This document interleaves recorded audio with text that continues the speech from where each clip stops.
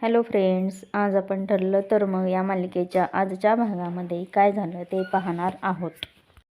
तुम्हाला तर माहीतच आहे, कालच्या भागामध्ये अर्जुन आणि सायली आश्रमामध्ये पुरावे शोधण्यासाठी आले आहेत.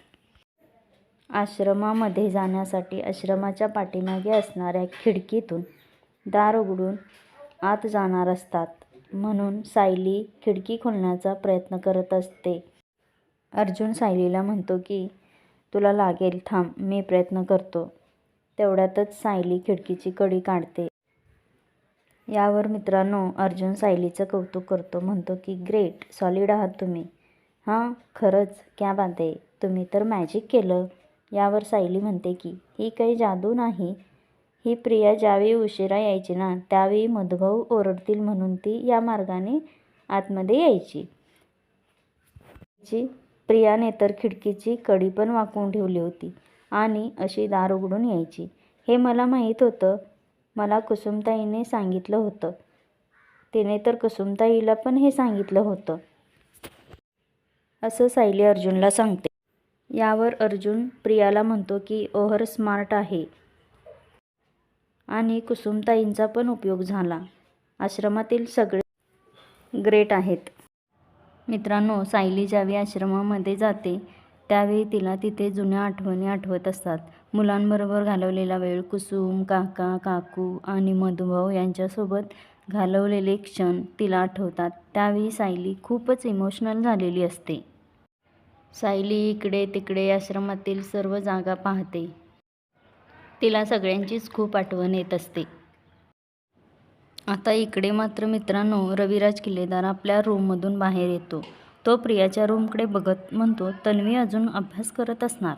तिला कॉफी हवी आहे का ते पाहून येतो. मग रविराज प्रियाच्या रूममध्ये जातो तर टेबल लॅम्प तसेच सुरू असतात आणि बेडवर झोपलेली असते. रविराजला वाटतं की अभ्यास करून दमून तशीच तन्वी झोपली आहे असं त्याला वाटतं. तन्वीच्या तोंडावरचं पांघरून काढणार एवढ्यातच रविराज म्हणतो की नको, तिची झोपमोड होईल आणि तो तसेच बाहेर जायला निघतो. पण जाताना परत मागे वळून पाहतो. त्यावेळी रविराज शंकेने पाहत असतो.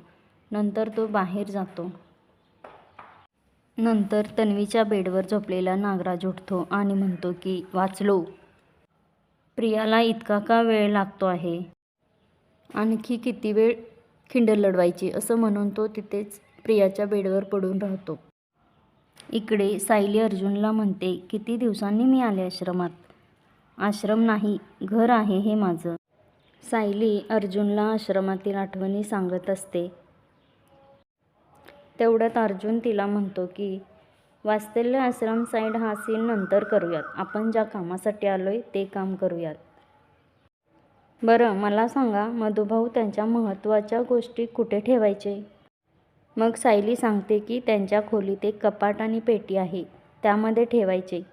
सायली अर्जुनला म्हणते की पण आपण साक्षीच्या विरोधात पुरावे शोधायला आलोय ना, मग ते मधुभाऊंच्या कपाटात कसे काय असतील. नाही, खून इथे झाला ना, मग इथेच शोधायला हवं. यावर अर्जुन म्हणतो की विलास साक्षी आधीच आश्रमात होते म्हणून असू शकते. अर्जुनला सायलीसारखं प्रश्न विचारत असते. त्यावर अर्जुन म्हणतो की क्वेश्चन विचारण्यात वेळ जातोय, त्यामुळे आपण आधी काम करूया. मित्रांनो, मग सायली मधुभाऊंचे कपाट आणि पेटी अर्जुनला दाखवते.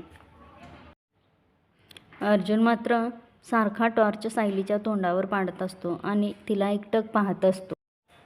सायली म्हणते की काय करताय सर, नीट दाखवा ना टॉर्च. अर्जुन म्हणतो काही नाही ते, आणि तो विषय सोडून देतो. मित्रांनो, प्रियाला मात्र खूप टेन्शन येतं, कारण अर्जुन सायलीला मधुभाऊंच्या महत्त्वाच्या गोष्टीबद्दल विचारत असतो. प्रियाला वाटतं की अर्जुनला गाठोड्याबद्दल कळलं असेल. ती खूप घाबरते आणि म्हणते, अर्जुन साक्षीच्या नाही तर माझ्या विरोधात पुरावे शोधतो.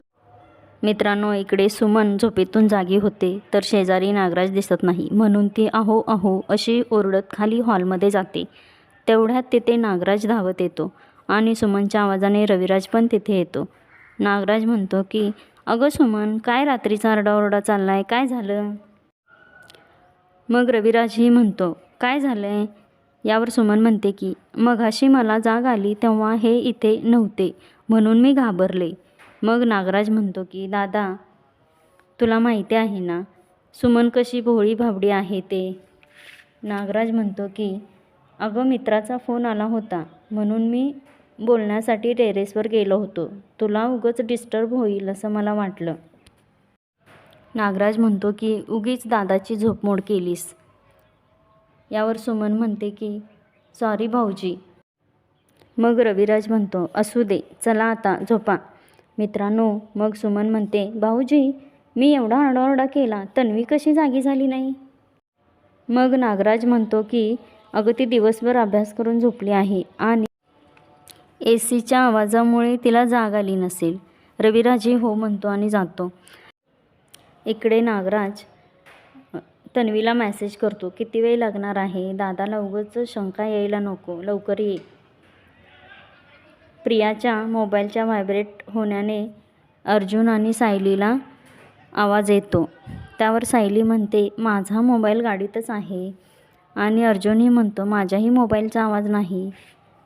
मग आवाज आला कुठून. त्यावर सायली म्हणते की कदाचित रातखेड्याचा आवाज असेल असं म्हणतात आणि परत शोधाशोध करायला लागतात.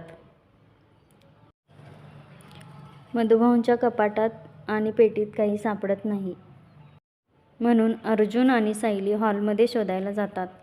तर तिथे बेडखाली एक पेटी दिसते. सायली म्हणते या पेटीत आपण पाहिलंच नाही. अर्जुन ती पेटी काढायला जातो. त्या पेटीच्या मागे प्रिया लपलेली असते. हे अर्जुनला माहीत नसतं. अर्जुन ती पेटी पुढे ओढण्यासाठी प्रयत्न करतो, पण पेटी काही पुढं येत नाही. पेटी प्रियाने घट्ट धरलेली असते, त्यामुळे अर्जुनला पेटी पुढं सरकत नाही. प्रिया मात्र आता खूपच घाबरलेली असते. मित्रांनो, इतक्यात गाडीचा आवाज येतो. सायली आणि अर्जुन पाहतात तर पोलिसांची गाडी. दोघेही खूप घाबरतात. पोलिसांना पाहून अर्जुन सायलीला घेऊन बाहेर जातो आणि भाताच्या काडमध्ये लपून बसतो. एवढ्यात पोलीस तिथे येतात. अर्जुन आणि सायली भाताच्या काडच्या आत लपलेले असतात. त्यावेळी पोलीस भाताच्या काडवर काठीने मारणार इतक्यात अर्जुनच्या लक्षात येतं आणि तो सायलीला आतमध्ये घेतो आणि बाहेर आपण थांबतो. त्यावेळी पोलिसांची काठी अर्जुनला लागते. हे सायली पाहत असते. ती म्हणते की माझ्यासाठी सरांनी मार खाल्ला. मित्रांनो, आपण पुढील भागात पाहू. सायलीसाठी अर्जुनने पोलिसांचा मार खाल्ला. हे पाहून सायलीच्या मनामध्ये अर्जुनविषयी प्रेम जागे होतं का. एवढ्यात प्रियाही इकडे लपून बसलेली असते. आता पुढील भागात काय होतंय हे पाहण्यासाठी चॅनेलला सबस्क्राईब करा, लाईक करा.